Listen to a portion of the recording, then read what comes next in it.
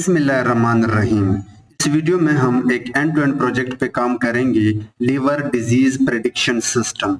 लेकिन अगर आपने मेरी इस AI and data science engineer boot camp playlist को एक्सेस किया है तो आपको पता होगा कि पिछले कुछ वीडियो में हमने मशीन लर्निंग के एल्गोरिदम पे काम किया है। यानी वहां पे हमने क्लासिफिकेशन एंड रिग्रेशन के एल्गोरिदम को स्टडी किया था और मैंने आपको ये भी बताया था कि नेक्स्ट वीडियो में हम मशीन लर्निंग को इम्प्लीमेंट करेंगे साइकिट लर्न के साथ। सो ये है हमारा पहला प्रोजेक्ट जहां पे हम एक डेटा सेट लेंगे जितने भी लीवर पेशेंट्स हैं उनके डिजीज के लिए, ठीक है। एंड देन हम उस पे एक मॉडल ट्रेन करेंगे और उससे एक नए डेटा पे प्रिडिक्ट करेंगे, ठीक है। सो डेटा सेट कोड आपको इस वीडियो के डिस्क्रिप्शन में मिल जाएगा। और व्यू ये है कि ये एक बाइनरी क्लासिफिकेशन प्रॉब्लम है, यानी जब आप एक लीवर पेशेंट के कुछ medical parameter as a input pass करते हो तो ये मॉडल आपको बताएगा कि इस पेशेंट को लीवर डिजीज है या नहीं।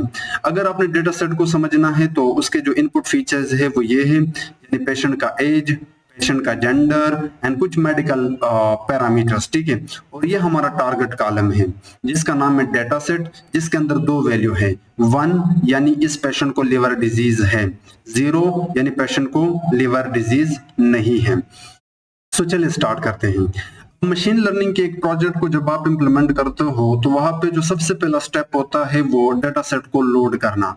अब उसके लिए आप पेंडास यूज करते हो, पेंडास के अंदर जाके आप रीड CSV यूज करते हो एंड देन आप डेटा सेट का पाथ देते हो। सो जैसे आप लोड करते हो आपका डेटा सेट कुछ इस तरह दिखाई देता है। अब ये हमारे पास एक लीवर पेशेंट के इनपुट फीचर है और ये वाला टारगेट फीचर है, ठीक है। सेकंड स्टेप है डेटा प्री प्रोसेसिंग। अब डेटा प्री प्रोसेसिंग के अंदर फर्दर बहुत सारे स्टेप्स हैं, लाइक डेटा को एक्सप्लोर करना, डेटा को इनकोड करना, डेटा को स्केल करना, डेटा को बैलेंस करना, फीचर सिलेक्शन, ट्रेंड टेस्टप्लेट। अब डेटा प्री प्रोसेसिंग के अंदर जो पहला स्टेप है वो है डेटा को एक्सप्लोर करना। अब डेटा को एक्सप्लोर करने का मतलब ये है कि आप डेटा सेट के अंदर जाके मिसिंग वैल्यू को चेक करना, तो उसके लिए आप isnl.sum मेथड यूज कर सकते हो। जैसे कि आप देख सकते हो कि इस डेटा के अंदर इस वाले इनपुट फीचर के अंदर 4 वैल्यू मिसिंग है। या तो आप इन वैल्यूज को फिल कर सकते हो या फिर ड्रॉप कर सकते हो। जैसे कि यहाँ पे हमने df.drop नाम मेथड से इन वैल्यूज को ड्रॉप किया है। इसी तरह आप चाहो तो आप डेटा सेट का शेप चेक कर सकते हो। जैसे कि हमारे पास टोटल 579 पेशेंट हैं जिनके 11 फीचर्स हैं। इसी तरह आप डुप्लीकेटेड वैल्यू भी चेक कर सकते हो यूजिंग डुप्लीकेटेड.sum मेथड। तो इस डेटा के अंदर टोटल 13 रिकॉर्ड्स डुप्लीकेटेड हैं।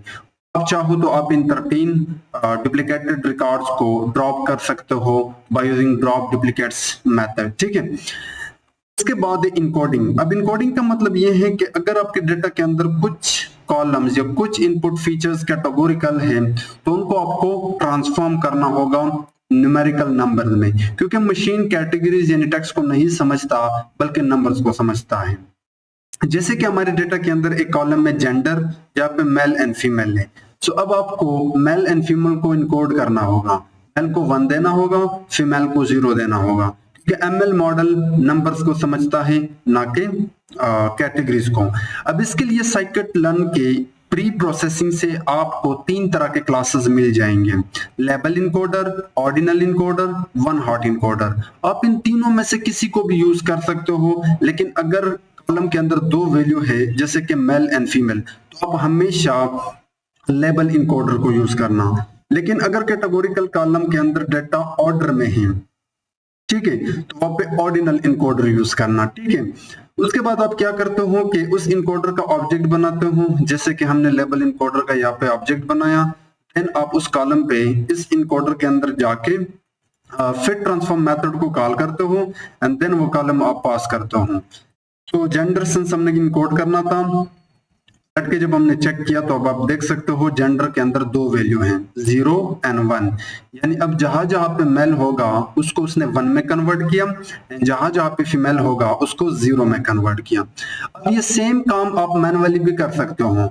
आप चाहो तो आप डेटा सेट के अंदर जाके जेंडर के ऊपर मैप मेथड को कॉल कर दें एंड एक डिक्शनरी के अंदर मेल को एक्सप्लिसिटली 1 असाइन कर दे एंड फीमेल को 0। सो मीनिंग यहाँ पे आप मैनुअली भी कर सकते हो, बट सिंस साइकिट लर्न की मदद से भी आप कर सकते हो। उसके बाद है फीचर स्केलिंग।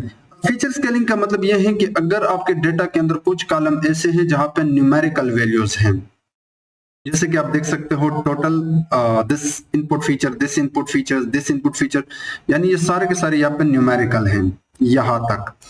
अब अगर आप इस डेटा पे एमएल मॉडल को ट्रेन करते हो तो एमएल मॉडल इस वैल्यू को ज्यादा इंपॉर्टेंस देगा in comparison to this value.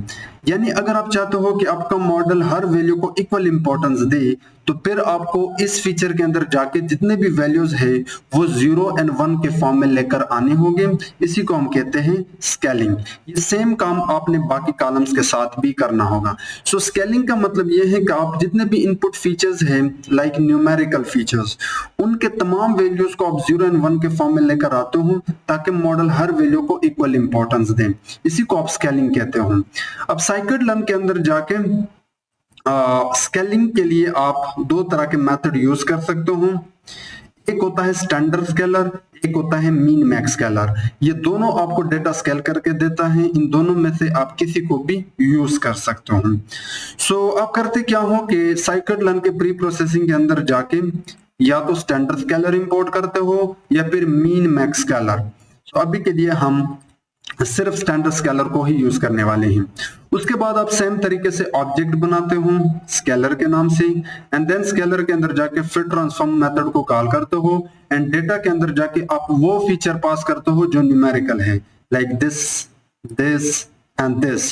सो वो फीचर मैंने एक्सप्लिसिटली यहाँ पे एक लिस्ट के अंदर जाके फीचर्स में स्टोर किया, एंड देन अकॉर्डिंगली यहाँ पे मैंने पास किए। सो अब आप देखना पेज के अंदर जाके जितना भी डेटा था वो 0 और 1 के बीच में आ गया। इसी तरह बाकी जितने भी फीचर्स थे वो भी यहाँ पे 0 और 1 के बीच में आ गया। सो अब अगर आप इस डेटा पे मॉडल को ट्रेन करते हो तो वो इक्वल इंपॉर्टेंस देगा। नेक्स्ट स्टेप है डेटा बैलेंसिंग। डेटा बैलेंसिंग का मतलब यह है कि आपके टारगेट कॉलम जिसको आप मॉडल से प्रिडिक्ट करना चाहते हो, वहां पे बेसिकली दो क्लासेस हैं। वन जिसका मतलब है लिवर पेशेंट को लिवर डिजीज है, 0 लिवर डिजीज नहीं है।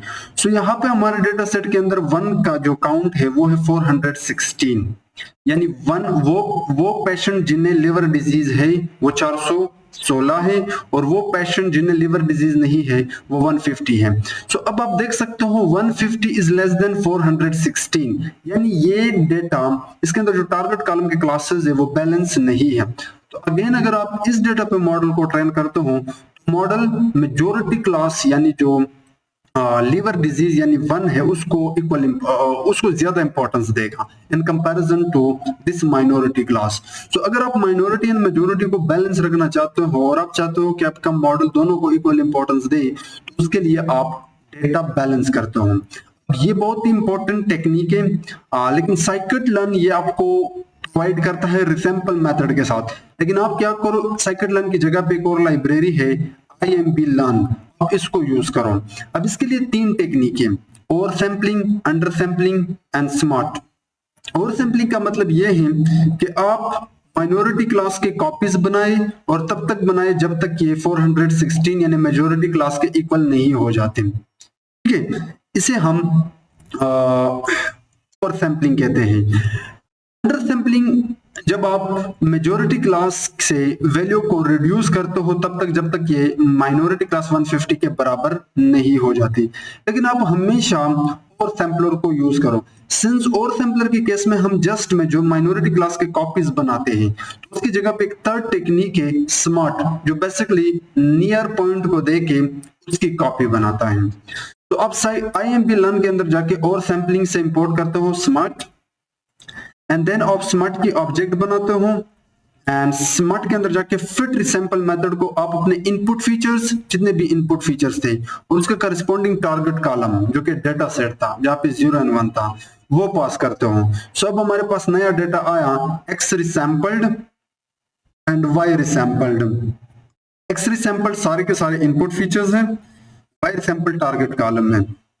अब आप देख सकते हो वायर सैंपल पर जब हमने वैल्यू काउंट्स को कॉल किया तो अब यहाँ पे डेटा बैलेंस है।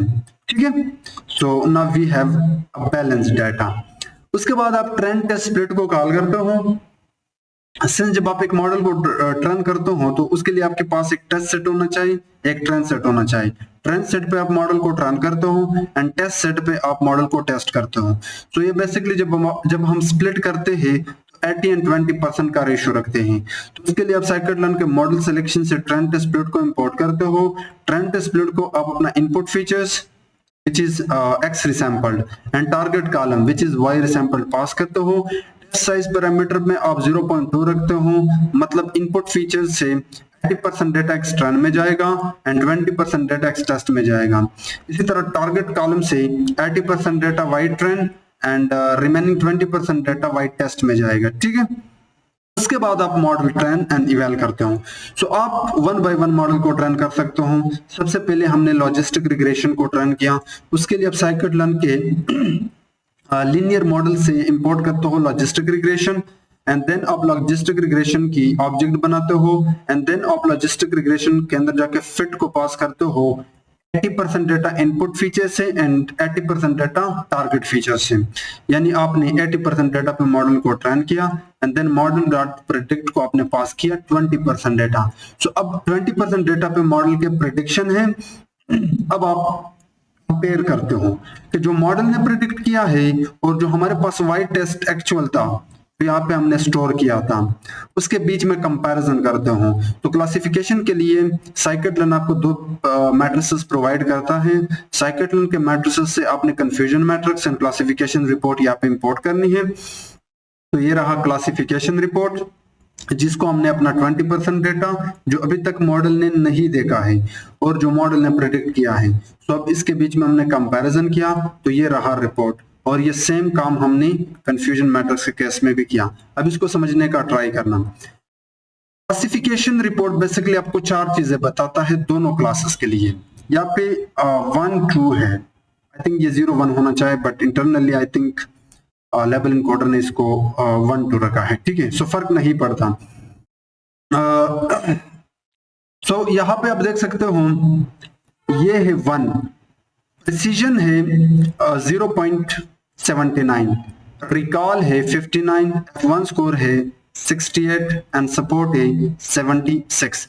सो यानी 1 क्लास के लिए जो कि लिवर डिजीज जिसका मतलब है उसके लिए ये चारों क्लासेस जितने हाई होगी उतना ही आपका मॉडल एक्यूरेट रिजल्ट देता है। इसी तरह ये सेम चीज आप दूसरे क्लास के लिए भी देख सकते हो। तो आपने ये समझना है कि दोनों क्लासेस के लिए precision recall F1 score support जितना हाई होगी इसका मतलब है आपके मॉडल उतना ही अच्छे से रिजल्ट दे रहा है और यह है आपके मॉडल का accuracy. So overall logistic regression ने इस डेटा सेट पे हमें 73 एक्यूरेसी दिया। ये होता है कंफ्यूजन मैट्रिक्स। कंफ्यूजन मैट्रिक्स आपको ये बताता है कि आपके मॉडल ने कितने क्लासेस करेक्टली क्लासिफाई किए हैं और कितने रॉन्ग तरीके से क्लासिफाई किया है। तो दिस डायगोनल आपको करेक्ट रिजल्ट देता है एंड दिस डायगोनल आपको मिस क्लासिफिकेशन देता है। ठीक है, अभी तक आपने जस्ट ये समझना है कि ये डायगोनल आपकी करेक्ट यानी 45 correct classification and 74 correct classification है। 12 एंड 31 यहाँ पे मॉडल की मिस क्लासिफिकेशन है। उसके बाद हमने सेम तरीके से रैंडम फॉरेस्ट मॉडल को ट्रेन किया। तो उसके लिए आप scikit-learn के एग्जांपल से इंपोर्ट करते हो रैंडम फॉरेस्ट क्लासिफायर। सेम तरीके से हमने ट्रेन किया एंड इवैल किया। रैंडम फॉरेस्ट के रिजल्ट काफी अच्छे हैं which are 81। So logistic regression के कंपैरिजन में रैंडम फॉरेस्ट का जो एक्यूरेसी है वो ज्यादा है और इसके मिस क्लासिफिकेशन भी कुछ हद तक सही है। ठीक है, उसके बाद हमने सपोर्ट वेक्टर क्लासिफायर यहाँ पे ट्रेन किया सेम तरीके से जिसकी एक्यूरेसी है 75 और ये है इसका कंफ्यूजन मैट्रिक्स। अब आप चाहो तो आप और मॉडल भी इसी तरह ट्रेन कर सकते हो। सो फाइनली हमने क्या किया कि एक इन्फ्रेंस सिस्टम बनाया। अब हम ये देखना चाहते हैं कि जब हमारे पास एक नया डेटा आ रहा है एक नए पेशेंट का, तो उसके लिए मॉडल हमें क्या बताता है। सो अगर मैं यहाँ पे एक सेल ऐड कर दूं, मान लेते हैं कि मैं अभी के लिए 0 पे जो पड़ा रिकॉर्ड है वो निकाल रहा हूं। ठीक है, दिस इज पेशेंट और उसका जो लास्ट कॉलम है उसको छोड़ के अब सारे के सारे इनपुट फीचर मेरे पास आ गए। ठीक है। अब इसको मैं एक numpy array में कन्वर्ट करूंगा ताकि ये 2D में आ जाए। सो उसके लिए मैं np.array मेथड को कॉल करूंगा एंड यहाँ पे लिस्ट में इस डाटा को कुछ ऐसे ही रखूंगा। सो अब आप देख सकते हो ये हमारे पास एक पेशेंट है, ठीक है, और ये इस पेशेंट का इनपुट डाटा है। अब ये डाटा मैंने एग्जैक्टली यहाँ पे निकाला है और मैंने अपने ट्रेन मॉडल को पास किया है बाय कॉलिंग प्रेडिक्ट मेथड, और ये मुझे एट अ टाइम एक चीज बताएगा 1 या 2। अगर 1 है तो लिवर डिजीज है, अगर 2 है तो लिवर डिजीज नहीं है। फिर मैंने चेक किया कि अगर प्रेडिक्शन इक्वल टू 1 है, यानी मॉडल ने 1 प्रेडिक्ट किया है, तो प्रिंट कर दे कि इस पेशेंट को लिवर डिजीज है। अगर ये 1 नहीं है तो मतलब लिवर डिजीज नहीं है। और ये सेम काम इस इंडेक्स पे पड़ा जो पेशेंट है उसके लिए भी मैंने चेक किया, उसे लिवर डिजीज नहीं था। कहने का मतलब ये है कि आप जब साइकिट लर्न किसी मशीन लर्निंग प्रोजेक्ट के लिए यूज करते हो तो एग्जैक्टली आप यही इंप्लीमेंटेशन करते हो। ठीक।